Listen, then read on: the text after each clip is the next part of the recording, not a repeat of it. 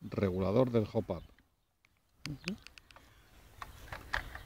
Esto. Procediendo a la inserción.